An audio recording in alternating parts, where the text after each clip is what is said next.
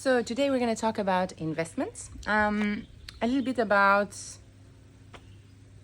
do you want to get rich fast or do you want to get rich slow? And also what you spend in life. I feel like when people get rich fast, they spend it much faster than when you've actually really taken the time to make that income.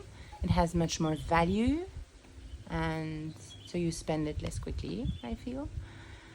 I see the people that get rich super fast, also like with crypto, for example, or wow, you have these ups and these downs, and when you're looking at your phone and you're like, oh my God, I can't do it, to be honest. It's too much of an emotional roller coaster. And so, of course, I've got some crypto. Of course, I've got some stocks, and I'll document that in other videos as well. But for me, the best investment has always been property, because, I mean, in the long term, property, it's bricks. It's always going to be there. So, to tell you the little story, I moved to a tiny island called Gili Air between Bali and Lombok 15 years ago as a scuba instructor. And I found investors to build a really big project, over $1 million. And I've been running this for 10 years, almost 11 years now. And I will also explain how I do that without being there all the time. That's also a form of passive income, dividends on companies you invest in. But today I really want to talk about property. So I moved here permanently and opened the business in 2015. And at the time, my partner was a lovely Swiss man, and he built a beautiful house for us in which we lived together. And 5 years later, he moved back to Switzerland and let me stay in the house for free for 2 years. He made a really official document that I had to sign, that I had to pay €0 rent.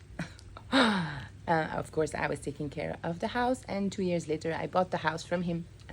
Double what he invested, and half of it was worth. So a good investment for both of us, a good deal for both of us. And this house, which I never wanted to buy, because for me, I'm a traveler. So I never wanted to say, oh, I'm going to live here forever, you know. But my business partner at the time told me, well, it's an investment, Julie, you know.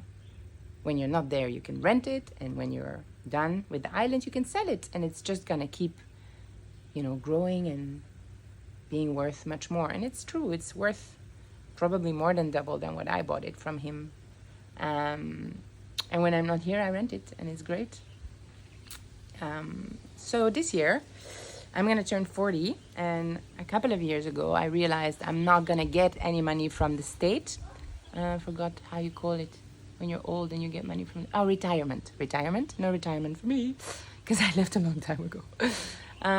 So I figured, oh, well, I should just buy 3 houses in 3 places that I really like and rent them. And if I have a really big problem and I need, you know, money for paying for something, then I can just sell the house and I'll be fine. So I've been doing that now, and I'm 40 next year, and I'm almost there. So I will be documenting every country and how I did it and what the taxes are, etc. So all the, you know, the whole package, so you know everything. And you can do the same, because, you know, in Belgium, if you want to buy a house, it's like 500,000 euro, which means you have to take credits for like 25 years, which I'm sorry, I can never do. But if you go to other places in the world, you can get houses for less than 50 grand. And of course, it's always, you know, the ring of fire, where there is a lot of risk. So high risk, high reward. But I mean, it's, you know, less than 50 grand. So you can get it back in less than 3 years. Return on investment, 3 to 5 is usually what the return on investment should be. So return on investment, ROE, is how many years you need to get your original investment back. What else did I want to say? So yeah, the result is that once I have the 3 houses at 40, I don't really have to work anymore. I mean, it's not that I'm going to stop because I love working.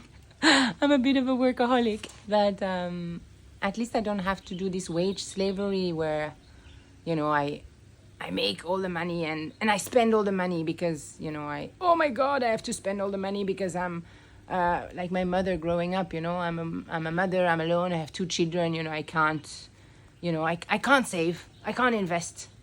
But it's not true.